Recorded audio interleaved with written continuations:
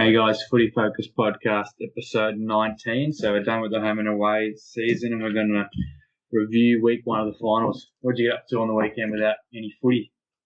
Preview, yeah? You say review? I said did I say preview, did I? I said review. Yeah, so we'll do that. So not a lot of footy, but it was good. Good to have a break, I think. I think it went by pretty quickly. Yeah, we still had the, we'll touch on it later, but the All-Australian, the MVP and Coaches Association all on the Thursday night. Yeah, it was a bit of a slow news weekend. I think there was not a lot of news. The Brent Brown stuff sort of continued a little bit. Just Saturday, Sunday, so we might touch on that. But today there's a story with the Adelaide Crows and a couple of selection news as well, which we'll get into. So we might preview the 4 games and we'll do 2 each. And you can kick it off with Port Adelaide's game. Yeah, so Port versus the Cats so Thursday night to open the finals at Adelaide Oval. So last matchup was round 12 or 13. So it was a 10-goal loss by Port, which I think is one of the biggest losses by a team top of the ladder at the time. That was at the Gabba. This is at Adelaide Oval, so that might be the difference this time. I think that's probably the reason why Port's not getting the recognition in the media, because we got absolutely torched by the Cats last time.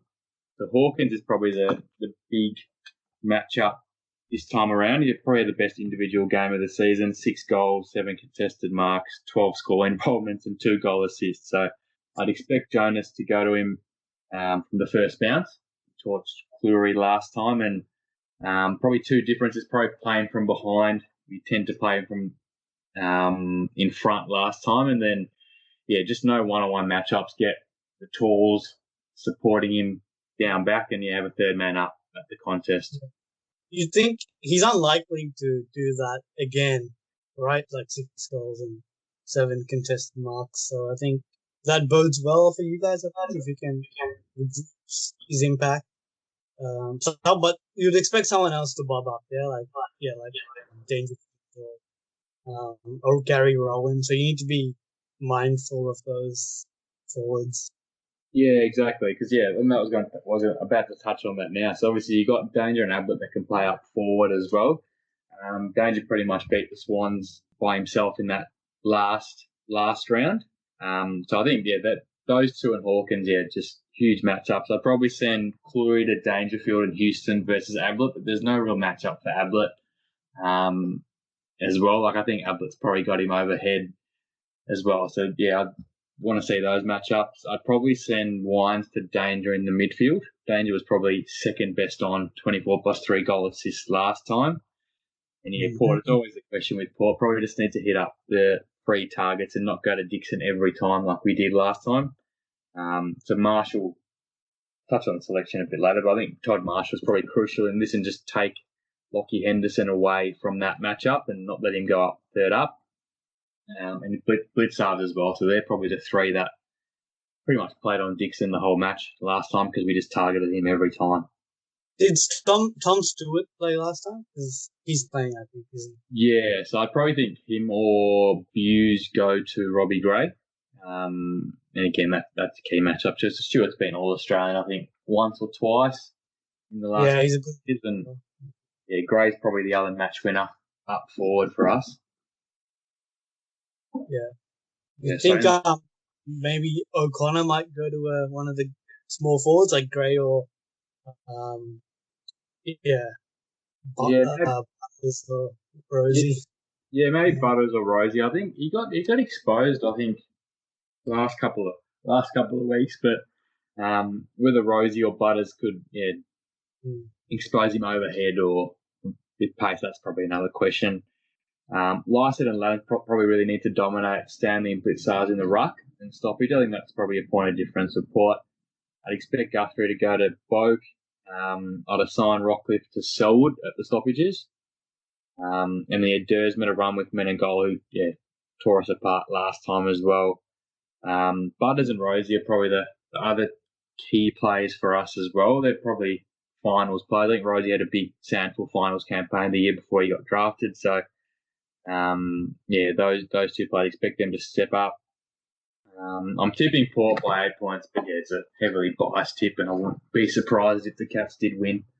I don't know about it being biased. I mean, I think a neutral looking at this would also probably lean towards Port, because the last sort of month, Port have been pretty impressive. Like they've done what they had to do against Essendon, and who else did you play? You played another lowly team and smashed them. And Geelong, they sort of just got over the line against the Swans, and even their win against Essendon, I think their first half they dominated, and then probably put the cue after that. But yeah, I think the pressure would be on Geelong here to win, because they've been building, because they want to get that premiership. Yeah, the media's that's what they all keep talking about, like Ablett to get another premiership and Dangerfield to get one. So I think all the pressure is going to be on Chris Scott. Yeah, their finals record's not great. It's obviously Ablett's last season as well.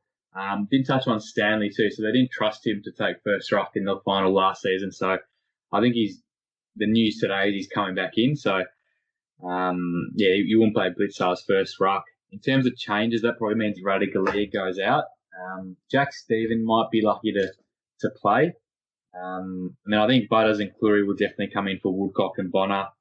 Burton, the lean it. Hopefully he doesn't get selected, because his body just hasn't held up. And Westhoff for Marshall is probably the popular pick, but I'd still play Marshall instead of Westhoff. No time for sentiments at this time. Yeah, I reckon. Yeah, I'll tip Port as well. I think maybe by a couple of goals. I think being at Adelaide Oval is a pretty big advantage, and someone like Travis Burke, I can see him really stamping his authority early, especially he'd remember playing in 07 and Selwood, who was picked like 2 picks before or after him in the draft, like Richards. And I think I'd watch this game even just to watch Burke, and even the midfield trio, Cliff, Lyons, and Burke go head to head with Danger, Selwood, and Ablett. Should be a good game. So we move on to your preview of the Lions and Tigers. Yeah, so this one is Friday night at the Gabba. So heading into it, Tigers have sort of got the wood over the Lions at the moment. They beat them in the prelim, I think. Qualifying final last year. Last year, yeah. And again, this year, in a pretty big game, they beat them as well. So the Lions, they were inaccurate last couple of times they played them, so they need to convert early for some self-belief, I reckon, because the Tigers would have that psychological advantage over not only the Lions, but probably every other team in the competition. Do you reckon the Lions are in a better position this year than last? Yeah, I think they always are, like another year of experience. And many teams don't make the grand final, win a premiership the first year they're in finals. So you'd expect this time they're better, but you'll have to see. I think so. They're like 17, 18 games more experienced this time around, and they went out in straight sets. So I think the coach would definitely be sort of ensuring that doesn't happen again. Onto the team changes. So there was a few injury clouds over this game. So the Tigers had Lynch, Bolton, and Prestia out for the last sort of 3 or 4 weeks. So it seems like Prestia and Bolton will come back, and Lynch has been ruled out. Do you reckon that's the right move? Yeah, I think they got a double chance. I think if it was a knockout final, they would have played him. But yeah, you got the knockout, you got the double chance, and you got a few other ins like Prestia. He was their BNF last year, wasn't he? Yeah, I think so. Yeah, so I think that's the right call. Yeah, you're right. They do have a second chance of giving him an extra week to get him fully fit. I think probably a no-brainer, especially because they don't have any weaknesses. I mean, he's an important player, but they can probably cover him up forward with guys like Rewalt, Martin, Bolton, and Chol. He's been good. He wasn't like a guaranteed to get dropped. So I reckon if Lynch had have played, I reckon Toll would have probably played as well. Yeah. Give him a chop out. For the Lions, Andrews comes back, and I think Berry is coming back as well. Yeah. Both and they're both important. Yeah, I think it's probably who would go out for the Tigers. You'd think Pickett. Let me see. Ross. Caddy, I think. Yeah, Caddy and Ross for sure. Caddy and Pressy are best mates too, so just one get swapped out for the other. Yeah, I mean Caddy's a good player, so it's pretty good on Richmond that they can't find a spot for them. He just probably lacks a yard of space. Yeah. But he's any other team I reckon probably get a game. We'll touch on a couple of X factors for these teams. So I think Steph Martin's inclusion in the last couple of weeks is a pretty big one, and it's unknown as well, I think. Maybe the Oppo analysis might not be as thorough. And it allows, Harry, what's his name, Oscar McInerney to go up forward. Yeah. So it could potentially play that Cox role, you reckon? Like he's got that reach, something that could worry Grimes and the like. Yeah, he's definitely the best contested mark in the Lions, and the Tigers' defence has always been undersized. Yeah, so I think, and he played okay last time they played. He just couldn't kick straight, but I think he could be a danger man, as well as Cam Rayner. I think Rayner's been pretty good this year. He's hitting the scoreboard. Probably needs to get a few more touches around the ground, but I think, he might be one of those sort of finals type players. And for Richmond, I think, Dan Rioli, similar reasons as Rayner. And he's proven as well, can step up in big games. And Shane Edwards missed a big chunk of the year, so he'd be looking to have a good final series. And quickly on matchups, you reckon Lion goes to Martin, the player Lion? I don't mind that matchup. It's probably the best like for like in the midfield for the Lions, but who would go to him up forward? He plays forward. Maybe Gardiner, probably. Yeah. He's probably got the strength. Not sure if he has the speed, but I mean Starcevic, he's very athletic. I reckon he could, but it's probably too inexperienced. On the other side of the ground, you've got Charlie Cameron. Who takes him? Who normally takes the smalls? Is it Baker? Yes, it was Grimes in last year's final, but if they're playing McInerney, Hipwood, and McStay, then you probably one of the smaller types. You go to Charlie.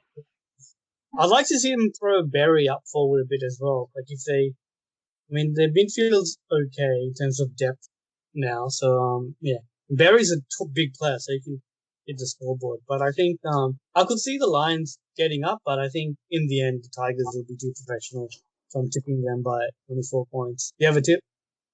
Yeah, I think the Tigers too. I think they're still my flag tip, and I think Rewalt dominated Jackson Payne last time. So if Lynch is out, then Harris Andrews should shut down Rewalt. So it's probably just where the Tigers are going to get their goals from. But they're just too even across the board, I think. Yeah, I think it'd take a brave tipster to tip. Against Richmond. I might move on to the one of the elimination finals. Yeah, so Eagles and Pies, so that's Saturday night at Optus. So Eagles unbeaten at home this season, 7-0, so they're probably unbackable favourites, particularly if Gov plays. I don't think he's been ruled out or in yet. 11-goal win at the same ground the last time these two teams matched up. I think everything went wrong for the Pies that day. Pendles with a late withdrawal. A few of their players were injured and down, so wouldn't expect it to be a hammering like last time. Brodie Grundy has to reproduce the form of the last two seasons versus Nick Nat for the Pies to have any chance. Nick Nat just jumped all over him last time and dominated hit-outs and hit-outs to advantage. For the Pies to go, he's probably just got to kick at least 3 for the Pies to have any chance. I'd expect Shepherd to go to him, who isn't All-Australian, so that should be a pretty good matchup to watch. Yeah, you'd think Degoe would sort of be their go-to. Yeah, I mean they do have taller players, but he's the one. And I think he had a 5-goal game, I think, against Freo or Yeah, Geelong. Or something. Yeah. at Optus, yeah. Yes. Yeah. So no, he'd be the key. Do you think Stevenson plays? Yeah, I think you have to. I think with the amount of goals the Pies mids don't kick, and truly their defence that's really held them up all season. I think third rated. Yeah, you need Stevenson. I think he had a poor game against Port, but I'd expect him to have a couple if he does play. And Jamie Elliott's the other one too. Those two probably need to quick probably 4 between them as well. Yeah, because they might not be as consistent, but they're the players that can bob up and kick a couple of mercurial, like out of the blue goals, and just to spark the team. I think it's worth the risk. Yeah, exactly. And I think Cox and Mychek, it's probably their role every week just to bring the ball to ground minimum, especially if Gov and Barras they just intercept after intercept. Mm-hmm. So, Darcy Moore, I think he'll have his hands full, so he probably can't play off as much as you want. So Moore and Rocket need to stop Kennedy and Darling, and that probably leaves Liam Ryan and Oscar Allen, just the icing on the cake. Maynard and maybe Langdon or, not sure who goes to those two. They're probably the X factors because they probably got 4 stars out of 6 up forward, the Eagles. Yeah, they've got a lot of firepower forward. But saying that, I think Collingwood's defense is generally pretty decent compared to other teams. So it'll be interesting to see, how they match up. And Collingwood, they're a good team. I think we all know this by now. They play pretty well away. Like they've got a good record. So, but like you said, they get smashed last time. So, who knows what happens? I think Collingwood, they're more or less full strength, aren't they? It's just Howe probably. Yeah, Howe and Sidebottom. So they're probably the two. I mean, those two out, they're probably 2 of their 5 A graders. I think with Grundy and DeGoey and Moore, probably 6. So probably 2 of their 6 A graders are out. So it's huge outs. For them, Eagles probably have their best 22 apart from Yo. I think Cripps, Hutchings, Jeddah, Kennedy, Gov, Redden, and Shuey to return. So they probably have their starting midfield for the first time in a while with that Yo. But I'm tipping Eagles by 5 goals. Wouldn't be surprised if it's more. But what's your tip? Yeah, I mean, again, similar to the previous game, it'd be hard to tip Collingwood. I think with Sidebottom, like you said, and Howe out, I think the Eagles just have too much firepower up forward, and I think the home ground advantage is going to be another one with the 7-day quarantine. I think the Pies players have to be on.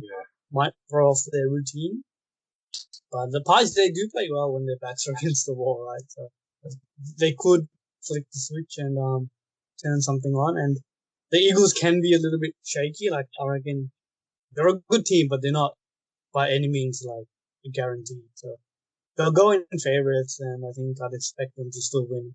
Yeah, maybe like 3 or 4 goals. Yeah, it's that ground ball strategy. I think just kick the ball along the ground, don't kick it in the air. So the likes of Govan, Barras and Hearn as well. Yeah, similar to what the Kangaroos did. Like just we weren't bombing it in the last time the Eagles played. So it'll be another interesting game. They've had a good like the last 3 or 4 years, I think. Move on to the Saints and the Dogs, maybe the game of the round. Yeah, I reckon it's the hardest to tip, I think, with any confidence. So this is at the Gabba, so I think there was some talk it might have been at Adelaide Oval, but the Saints, I think they had the power to select their home ground, so I think they've made the right call. I think just because they wouldn't have to travel, I suppose. And it's a twilight game on the Saturday, so I think the Saints should be proud that they've made it this far, I think, especially for a first-year coach in Radden, with a new club anyway. So even if they lose, like if they don't get smashed and sort of still lose, I think it's still been a successful year. Especially because sometimes it's really hard to integrate 5 or 6 new players into a team, and they've done it pretty seamlessly. Yeah, it's a good point because all of them are first choice players and they're all in key positions along the ground, like Howard and Ryder as well. Yeah, 100%. The Dons, they probably have a little bit more pressure because of the expectation they go into this game. So we all know they've struggled to make finals for 2 years in a row after they won that premiership in 16. So they made finals last year and got smashed in the first week. So they want to avoid that. I think both teams are pretty much full strength. Gresham is missing for the Saints, who otherwise would be a lock. McLean is probably the other one that's missing for the Dogs. But even then, he was sort of fringe. So I think, apart from a few depth players, both teams are pretty good in terms of the availability. Do you think Jake Carlisle will play? Because he's been one of those fringe players out of the side lately.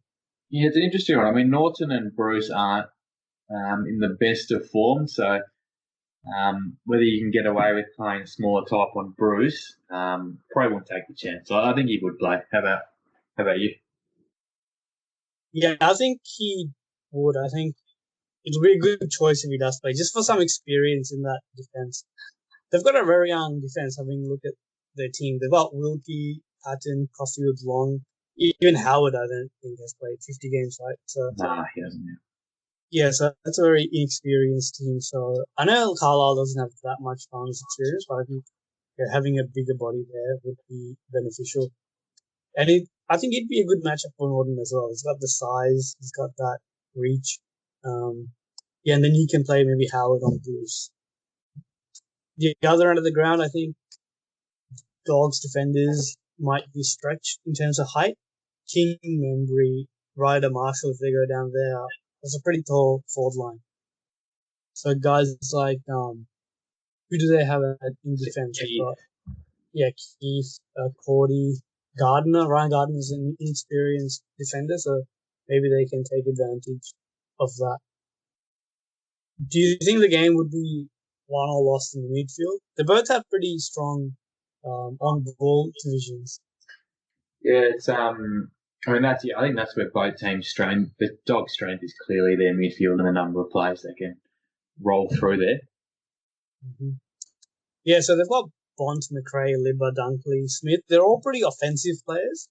I think probably Libba's the one that, and maybe Dunkley puts on that defensive work. So if St Kilda can take advantage of that and counter and be more offensive, with guys like Billings, Clark, Hill, I think that's when Bulldogs can be a bit vulnerable. To St Kilda, they've got a pretty good defensive running team as well, like Ross, Steele. I think Clark's okay as well defensively. So, and so the Dogs might have the edge in terms of sort of stars in the midfield. I think it's a pretty evenly balanced match up there. Hanelbury, do you reckon he could be a valuable sort of an X factor sort of player? Yeah, I mean, I think they picked him up based on the experience. I think he was pretty unlucky to not win the Norm Smith. I think when they won the flag in 2012, I think it was. I don't think he's going to get 20 possession. I think he's just there to get 15 high impact possessions. But I think the match just isn't there though. Like he's played one match in 10 or so weeks, maybe 3 months. Yeah, it's his body, so you'd want it to be sound and get through it. But I think even leadership, just knowing he's out there and his voice and his energy, I think that's what the players love about him. So if he can provide that, I think that'll go a long way. Mitch Wallace is probably one of their Bulldog spiritual leaders, really. I mean, he missed out on that grand final of the Dragon Leg or something. So I think, they want to win for him potentially, and he's coming into the game with an injury cloud as well. His shoulder, so I think he looks okay. I think he didn't look too bad after that game. So if Carlisle plays, they'll test that out for sure. I'll be interested. Yeah, actually, if Carlisle plays and goes to the forward line, he bump Wallace probably would. Like, why not? Yeah, if he's being consistent, he probably should. I think he should. Yeah. I mean, if it's not like it's I think he'd do it. Yeah, just do it. Just like that mental advantage. Like, I know for the look of the game and stuff, it might not be great, but yeah, sometimes just put that aside and yeah, it'd be good to see. Yeah, I reckon the Saints can embrace the underdog status going into this game. So yeah, I reckon they'll control the ball. They'll sort of be structured. I'm just guessing here, so I mean, it could go either way, but I think they've got what it takes to get the points, and I reckon I'm going to tip the Saints by 15 points. Yeah, I think it's the first match we disagree on this. I think I'm tipping the Dogs. I think the Dogs just too strong. The Steele and Bont matchup, if that eventuates, would be key as well, because I think Bont probably needs to have a big game for the Dogs to win. And Bailey Smith, I think he's a finals player as well. Like, he's had probably the best 2 years start that you can remember as well. So no, he's been awesome. Yeah, so it'll be. Yeah, I think Dogs are probably favorites, so I wouldn't be surprised. But yeah. Do you if you guys who plays the winner of this? Do you know? What do you know? I haven't bothered looking. You can't remember. Yeah, if you guys lose, don't worry about it. I'll get back to you on that one. That's all right. Don't. We might move on. So what do you think of the All Australian team? Because that was a big talking point last season. Last week. Yeah, to be honest, like every year, like I think personally, the All Australian becomes less and less significant. I don't know if it's just because Kangaroo players were not ever really in contention. I mean, we would have had like 3 or 4 in the last 5 or 6 years. So whether it's that or even just the selection and all the controversy and how they select the players is putting me off. But I mean, I'd probably have to talk to maybe Richmond supporters and Geelong supporters might see it differently. But yeah, it's just something I don't really look at. I reckon the coaches award might be sort of something more meaningful these days. And even best and fairest, I reckon that they're sort of more important to me anyway. Yeah. Gorn was, I think, 6th. It was 5th or 6th in the best and fairest of D's who did make the final. So, like, how does he get, the second ruck position? Yeah, the Gorn one was an interesting one. I think a lot of people were critical about that. What else were they critical about? Who else? No small forwards too. Or wingmen. Yeah, the position. Yeah, positioning. Yeah, and Charlie Dixon as centre half forward. I think a couple of people had an issue with that. Yeah, I didn't mind that so much because there's probably only 2 standout key forwards all year. Like, there wasn't really a third. I don't think there was even a third one in the 40. Was Taberner in there maybe, or in the what 40? Yeah, Taberner made the 40. No, I don't think Taberner was best 22. Forward pockets, like they put some midfielders in the forward pockets. I know Dusty can play forward and kick like 30 goals if he wants to. But should they be like a rule of thumb? Like, they have to be a forward mid to play forward rather than a mid forward to play forward to get selected as forward? Yeah, I agree. Should be one small forward. And the same thing with wingmen too. Like, the same rule applies to wingmen. Like McRae and who was he on the other wing? I don't know, but they don't play wing. Duff 3. Yeah, they don't play wing. So, like Menegola plays wing. You would have been a more. Yeah, so I think one way that the committee or selection panel can avoid, sort of mitigate controversy, would be to have a clear selection procedure and rules. So if they're gonna be like, okay, we're gonna select a team, how they'll play if there's a game on the weekend and against an opposition, we're gonna select a team that can take on this team, and that's going to be based on what role that player has played throughout the year. Yeah, I agree. So if they do it that way, then I reckon they can still select 22 deserving of All Australian, but it's not the 22 best players for the year. So you're going to get, I understand. So you're going to, a good midfielder who had a better year then a forward pocket is going to miss out to that forward pocket under the way that I think they should select the team. Does that make sense? Yeah, I mean, the way they selected the team is they put, pretty much 12, 13 midfielders in there. Like, no team has 12, 13 midfielders anyway. Yeah. So that's why, it's controversial. So they're just going to come out and address how they selected and selected. So if they come out and said, we're going to select 22 players and they're going to be the best 22 players of this year, and we're not going to consider positions as much. Yeah. We're just going to put them in. Then you don't need to position them. You don't need to do that. You just give us a list of, in alphabetical order, who the best 22 are, and they can just be Australian. But if you're going to have a team, if you're going to have positions, then the criteria needs to be different. Yeah. I think that would solve the controversy. Yeah, I think that's definitely what they should do moving forward. Even the back line, I think four of the back six were tall. Like if Ryan and Nick Haynes played tall as well, so like you wouldn't play four out of your back six being tall as well. So that's another improvement they can make. Yeah, I reckon they should do that. But so they must have considered what I'm saying and then compared it to how they normally select it, which is essentially the best 22. And they've agreed the best 22 is the way to go. And they probably think giving them positions and presenting it like this is a better image and a better look for the game, which is don't agree with. And if they can solve that, it'll go a long way to making the All-Australian more of a glamorous award. Because I think if this keeps happening, because do you reckon this year has been the most controversial it's been that you can remember? Oh, yeah. It's controversial every year, but this is the one where I've disagree with the team the most. Yeah. I mean, like 90% of their selections, maybe more, maybe 95% is correct. They've given it to like best players, but a couple doesn't make sense. And having Dusty in the forward pocket and Bontempelli forward flank, it doesn't make sense. Yeah, great. So Butler's unlucky, like you said. You put Butler in there for more firepower, and then maybe another forward.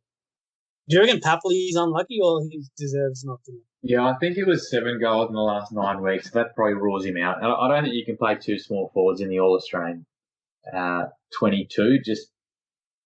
I probably need another midfielder in there. Yeah. He was like too inaccurate. So he had a good start to the year, but he fell away.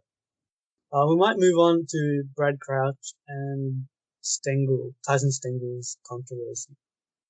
Did that happen like in the morning today? Monday. Yeah, today. Do you reckon? What's going to happen? Do you know much about it? Yeah, Stengle, I'm not sure what happens to him because he had a four-match ban for, I think it was drink driving early this season. So whether that is the end of his career at Crows, like he's a very good player, not good potential, I should say. Brad Crouch, I mean, he won't be a Crows player for long, I would have thought. I think Michelangelo Rucci's pretty certain that he's going to go to Port, which I'm hoping he's wrong about. Hopefully he gets to the Cats. You think that's probably his best? I think there's a chance he might stay. So I think might be 50-50 at the moment. I think if I were other clubs, you might be a little bit more cautious. If you had offered him a deal or considering, you might just taper it or like reduce it a bit now that this has happened. But I think he's a genuine chance to stay as well. I think they don't mind living in Adelaide if he's considering moving. Yeah, then that must be an option. Stengle, I don't really know. I think he's got potential. He's had a good year. I think under the rules he might have one more chance left, but maybe. Pretty, it was silly thing to do, I suppose. I understand it's off season and everything, but professional footballers, you're on more money than the average person. I think some sacrifices aren't that much of a big deal to make. Yeah, no, I agree. So, the loser of Port Cats plays the winner of Eagles and Pies, and then the loser of Lions and Tigers plays the winner of Saints and Bulldogs. So that's the week 2 matchup. Okay, cool. Do you want some trade news? You got a few players in the. Yeah, we might talk about the 3 Kangaroo players that are supposedly on the trade table, starting with the big one in Ben Brown. So trade value. Do you think Kangaroo's coming out and saying that he's out the door, but we're going to find a suitable trade that we're happy with? What do you think it does to his trade value, if anything? Yeah, it definitely diminishes it. Whether like he's still going to find a club, but it does diminish it slightly. Like there's less leverage for the Roos now. Yeah, it's an interesting one. I think Mitch clearly had an Article. article on the website, and he had Brent Brown as a second rounder. So this was the same, and he had like all the other players as well. Yeah. He had Paycos, Nancurvis, Tom McDonald, Nathan Broad, Haitley, O'Halloran, who have the two last players I said have hardly played like 10 games, and Loney as a second rounder as well. And that just doesn't make sense in my mind how Ben Brown is the same value as those players I've mentioned. Yeah, he's for me. He's a low first rounder. O'Halloran, Loney, Haitley, Nancurvis, McDonald are probably all third rounders. And Broad, I think Dacos is probably the only one out of there who's a second rounder. Yeah. So I think it was a poor article by Mitch. I think because his figure he had for Brown, like his salary, didn't match up with what the trade value was. And I think, when it comes to the trade, I think you got to factor in several things. Yeah, like what the contract is, how the past sort of few years have been, injury, and the player as a person and everything. Yeah. So I think the Kangaroos coming out and said we're shopping her around. It's not ideal. I understand. The Bulldogs did the same thing with Stringer, but Stringer still netted pick 25 and 30. Yeah, fair. St Kilda came out and, with us saying it, they were looking to get rid of Josh Bruce last year. Yeah. And I think they got pick 32 and 50. So if those two players are around there, regardless of Kangaroos coming out and saying whatever about Ben Brown, I think you've got to still, the club who wants him needs to put in an offer. And that should be like a late first, early second. Yeah. And maybe a later pick as well, ideally. And then that we should be able to work out a deal. And if no deal was to come, if they're not offering us anything more than like a late second, I think the Roos should, hold their ground. And if he wants to walk into the draft, let him. So who do you think's most suited to pick up Ben Brown? I think Collingwood would be the ideal team, but I don't think they'll have the salary to fit him in. So that will, unless they can get rid of, or do some creative accounting or whatever. Maybe they can call you. They might. I don't think it would be Collingwood. I think Melbourne Demons would be another good fit. I think, especially if they get rid of Tom McDonald, I reckon Ben Brown's more proven. Yeah. The big pockets of MCG might be more ideal Ben Brown's game. And he'll have Wiedemann to back him up too if he goes to the D's too, so it's a good support. Yeah.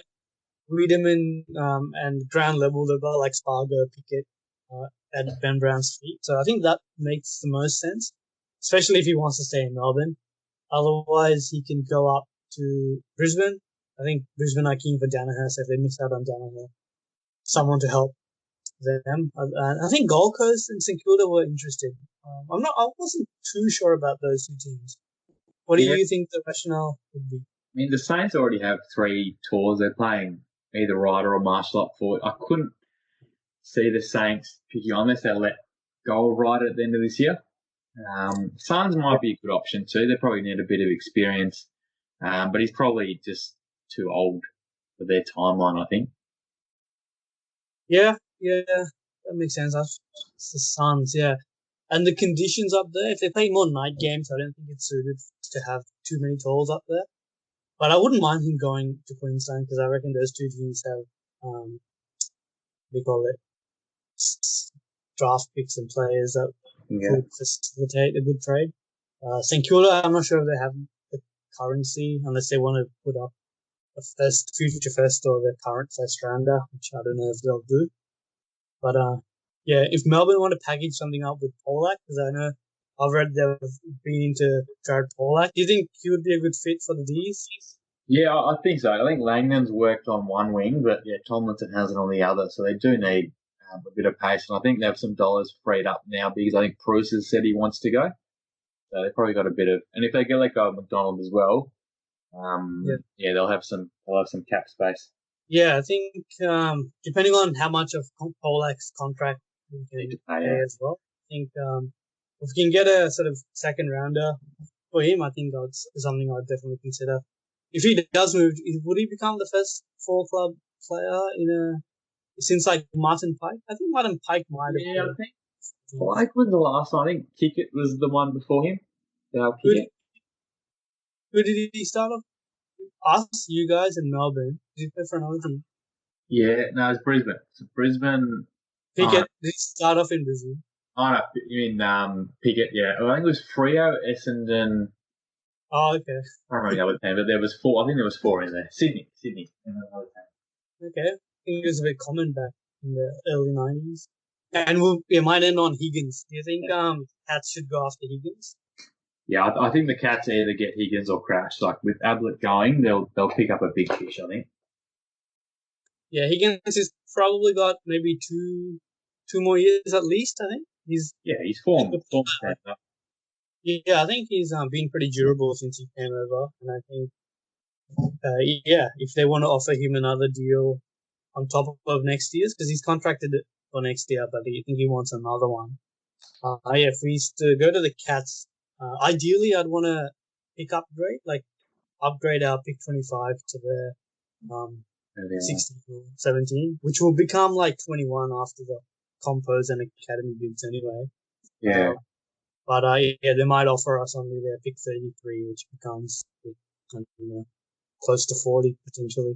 Yeah, the Cats have 3 first rounders, I think, because of that Kelly trade with the Eagles. So yeah, you'd like to think you get more compo from the Cats than any other club. Yeah, and depending on if we can cover some of the salary. So hopefully, those 3 players can add us a stronger draft hand in this year's and next year. So I think it's important to we've already got a sort of a strong draft and maybe strengthen it a little bit more and then putting the rest into next year's to balance it out rather than just investing all of it in first would be good. Yeah, it's a good point. So hopefully watch this space, I guess, with all the Roos players. Yeah, there's a lot of trade news, so we might do a little bit more next week since we have only 2 games to preview. Yeah. Okay, cool. Should we sign off? Yeah, we'll catch you guys next week after week 1 of the finals. All right, see ya.